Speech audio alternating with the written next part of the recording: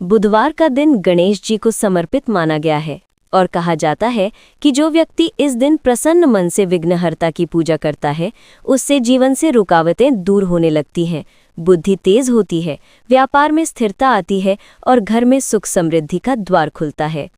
बुधवार की सुबह नहा धोकर स्वच्छ हरे या हल्के पीले कपड़े पहने, क्योंकि ये रंग बुध ग्रह और गणपति दोनों को प्रिय माने जाते हैं।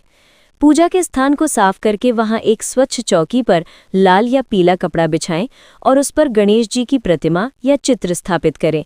सबसे पहले दीपक जलाएं और थोड़ी देर आंखें बंद करके गणेश जी के स्वरूप का ध्यान करें।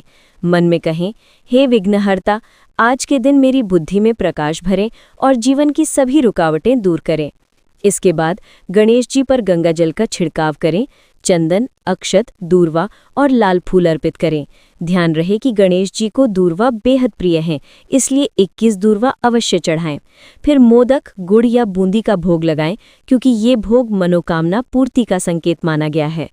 अब गणेश मंत्र ओम गंग गणपतये नमः का कम से कम 108 बार जप करें। जप करते समय मन को किसी भी तरह की चिंता या नकारात्मकता से मुक्त रखें, क्योंकि बुधवार की पूजा बुद्धि को संतुलित और शांत बनाने के लिए की जाती है। इसके बाद गणेश चालीसा या संकट नाशक स्तोत्र पढ़ें।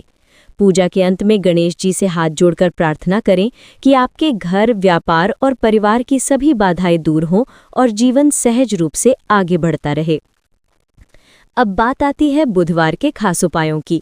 अगर आपको जीवन में बार बार रुकावटें आ रही हैं, निर्णय क्षमता कमजोर है या व्यापार में स्थिरता नहीं मिल रही, तो आज के दिन गणेश जी को हरी दूर्वा और हरा वस्त्र अर्पित करने से बुध ग्रह मजबूत होता है और निर्णय लेने की क्षमता बढ़ती है। बुधवार के दिन सुबह हरे रंग की गाय या गाय के बछड़े को हरा चारा और गुड़ खिलाने से भी बुध संबंधी बाधाएं दूर होती है।